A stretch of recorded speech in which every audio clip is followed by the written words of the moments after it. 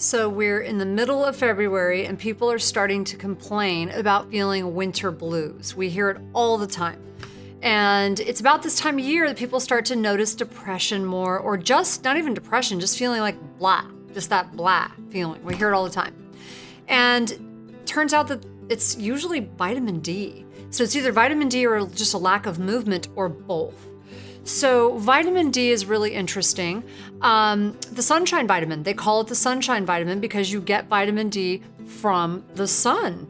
And it's best known for helping you to maintain strong bones, right? And it's really interesting because we often think of calcium for strong bones.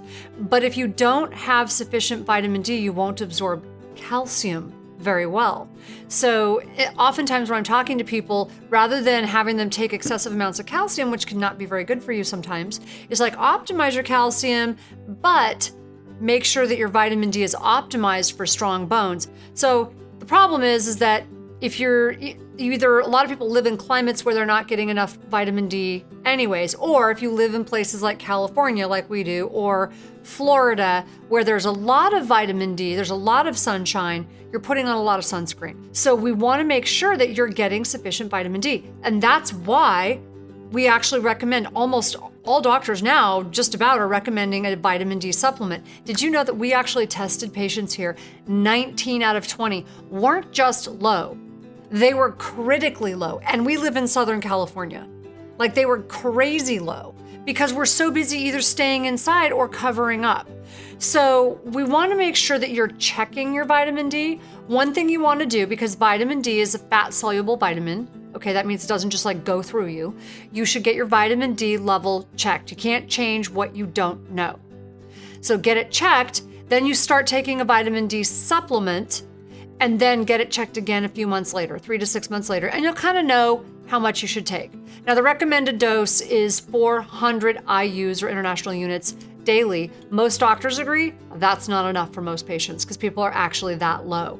So typically a lot of doctors that we know, and usually our doctors even, are recommending closer to 2,000, but we do want you to get checked to make sure that that's on target. We actually make a really good vitamin D supplement if you don't have one that you're using that you really like, and because it's that critical for brain function. So we make supplements that are related to brain function, to optimizing your brain function, and vitamin D is one of those supplements. Vitamin D receptors are all through the brain. I thought that was so interesting. There's vitamin D receptors all through the brain. Really fascinating. Plays a critical role in many of the most basic cognitive functions, including learning and making good decisions. In another study in 2009 from Tufts University actually looked at vitamin D levels in more than 1,000 people over the age of 65 and the effects on cognitive function. Only 35% of the participants had optimal vitamin D levels. That's why we recommend it to pretty much everybody.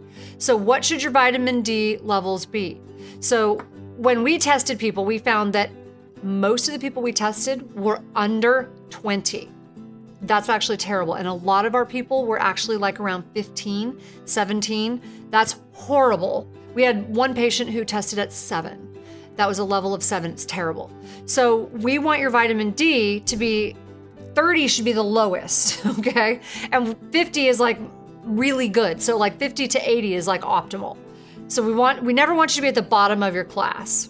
Check out the promo code on the screen, and we will give you 20% off of our vitamin D3 starting on Tuesday.